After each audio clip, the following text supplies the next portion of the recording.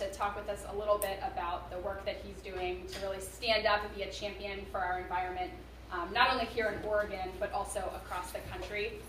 Congressman Blumenauer has been representing Oregon's 3rd district. You can see on that map, we've talked about this before, but when you look at Portland, that little cutout to the right of Portland, since 1996, and has been a huge vocal supporter of the Clean Air Act, the Clean Water Act, and then probably the place where we've worked most closely with the congressman is his really vocal support for the need to tackle global warming. Earlier this year, when the EPA proposed a rule to limit carbon pollution from existing power plants, the single biggest step the country has taken toward tackling global warming, the congressman stood with us at our event down at PSU to really support the EPA and this new rule and encourage the public to do everything they could to get the rule over the finish line. So we're so lucky to have a real environmental champ like this representing us here in Portland, and then grateful that he's here talking with us today about what he's working on out in DC.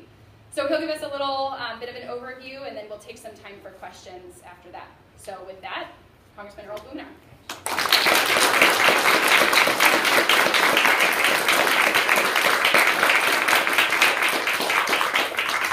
Thanks, Ricky.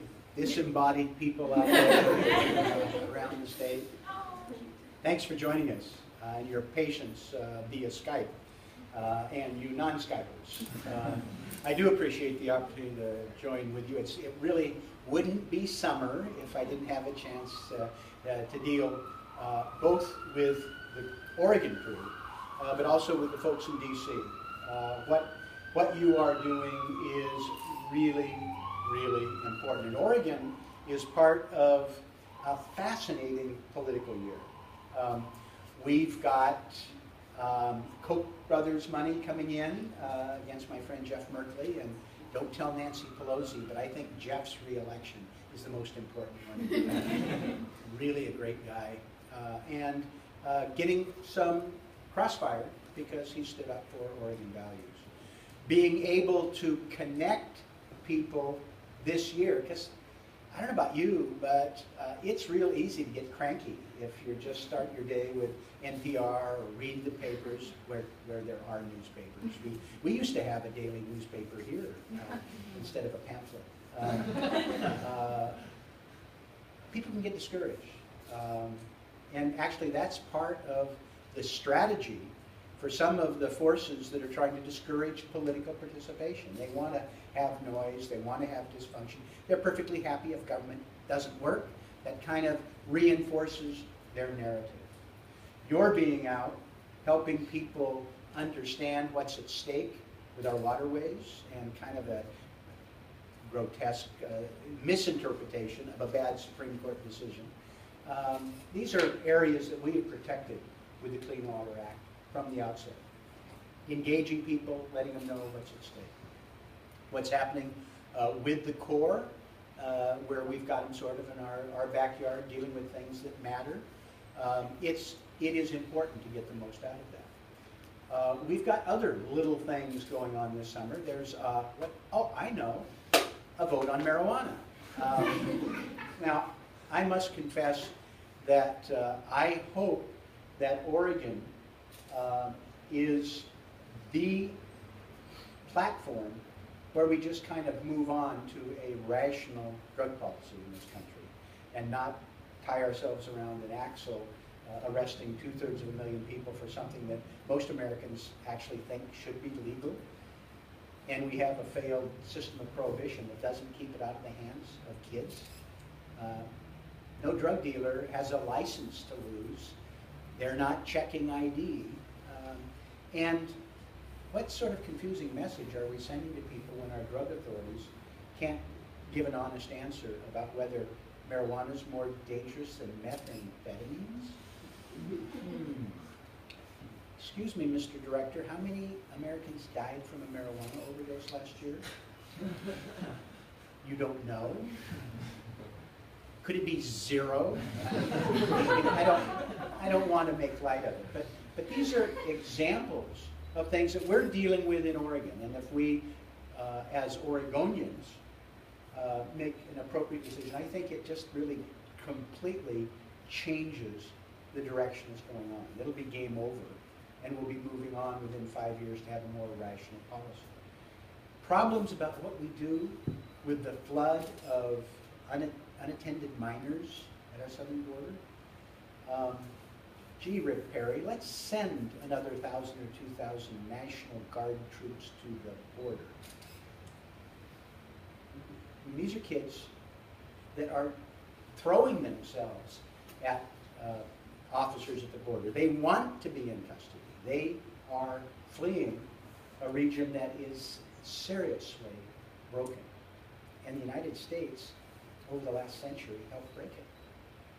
I mean, our interference with governments in Latin America, our support for some of our corporate interests that didn't necessarily have the best interests of the people involved, our using those 3 Central American countries as pawns in a Cold War game of chess with Russia, arming some really unpleasant people, and of course, our inability to control our own drug problem. We can't keep hard drugs out of prisons, and the money flow is completely destabilizing those countries.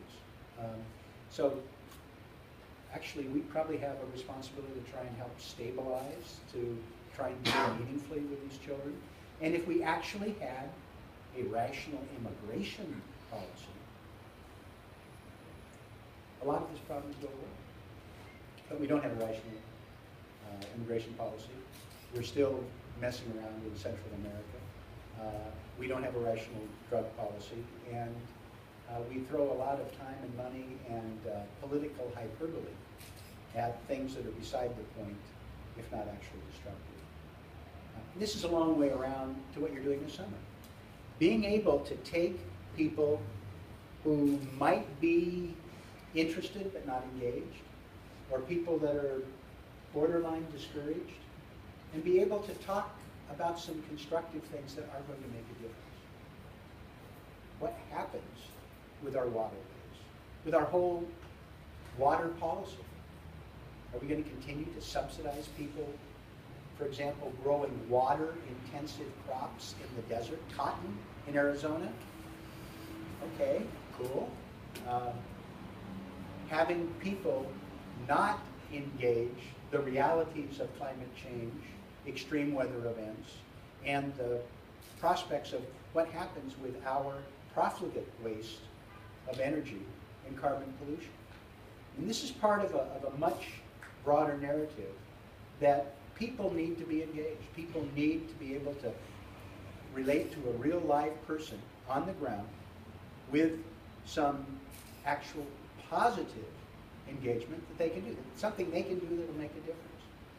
And just the fact that you're having that conversation, that you're changing the arc of their day with something that is important to you. Everybody here has choices. There are other things you could be doing at this moment. And some of you right now are probably wishing you were doing something. I'll shut up. But that's part of what we're going to have to do in a broader sense over the course of the next 3 years. We need to get you a better Congress. In my spare time, I'm trying to do that. We need to give people some handholds, some reference points, and have contact with people who care and articulate and want to engage them. This is a fundamental building block of what's going to have to happen in the course of the next 3 years. The political future in the state, it is important in terms of helping people understand that the billions of decisions we all make every day about how we move, where we shop, where we live, what we eat, how we relate to people on big issues. That's the ballgame. That's the ballgame. And each of these little, seemingly small steps where you're engaging in folks, I think, assumes a criticality far more than you can imagine. I'm here with Hillary Barber, who works in our Portland office and spends a lot of time on water and environmental and energy issues.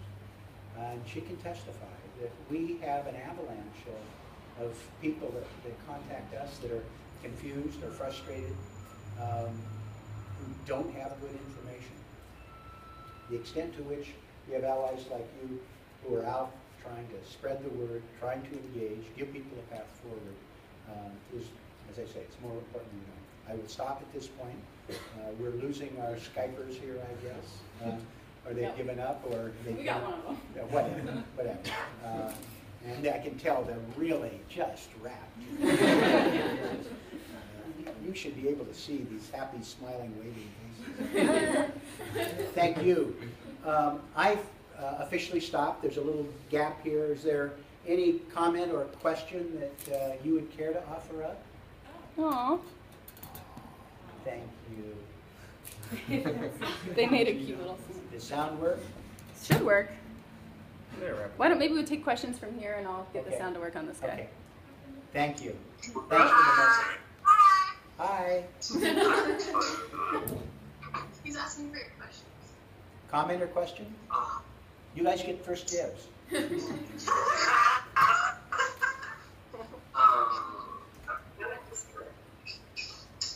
Not a good. When people say, like, is this actually going to do anything? Like, a lot of people sometimes don't believe that EPA is actually going to finalize these addendums to the Clean Water Act. I've had the question, like, do you really believe this is going to happen? Because people seem like they're just not, they don't really think that the EPA is going to do anything about it because they haven't in the past. That's a very important comment for those of you who may not have heard. The question was, do people think that EPA is actually going to do something? Does this matter? That this is something you picked up. And what's your name? Where are you from? Wesley, I'm from Portland, Oregon. Okay. All right. Well, thank you, Wesley. I think people have understandably been concerned and in some cases skeptical because EPA has had a legal mandate, for example, on some of these coal plants that should have been cleaned up or shut down years ago. I can understand that. But I am absolutely convinced that the President and Gina McCarthy are absolutely resolute in this. They've worked long and hard on the regulations, and actually the regulations are interesting in terms of the flexibility they give individual states. And there are lots of people, even in the private sector, who you would think that would be going gunny sack over this. They're thinking, well, no, we can do this. Others understand that this is the best path forward, not just for public relations, not just for long-term climate benefits, but actually that makes sense in the intermediate term. We're going coal-free in Oregon, shutting down the last coal-fired plant, and PGE ran the numbers. They're a pretty good corporate citizen. I mean, there's a lot of green energy, energy conservation. They've been helpful in some of the renewables, but they think there's a business case for this as well.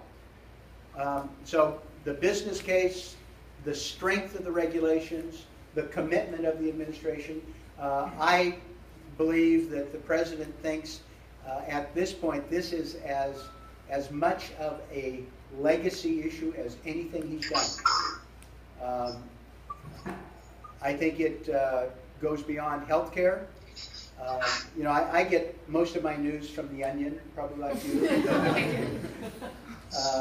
And you might have seen the day after the election, the headline, "Black Man Given Worst Job in America." President's had a rough time. He's had a very intransigent group of people who are just, you know, they're being, right now he's being sued by the Republicans for slowing down something they don't want him to do. Okay. what